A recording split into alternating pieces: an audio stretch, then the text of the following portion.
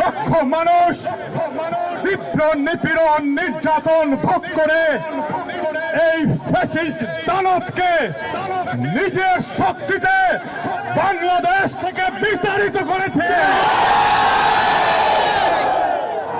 বাংলাদেশের এই বিজয় সারা দুনিয়ার জন্য একটি উদাহরণ হয়ে থাকবে। 1971-এ একটি বিজয় এসেছিল, আমাদেরকে বলা হয় এই বিজয় আমরা পেয়েছিলাম ভারতের অনুগ্রহে। 2024-এর বিজয় কোন বিদেশি শক্তির অনুগ্রহে নয়।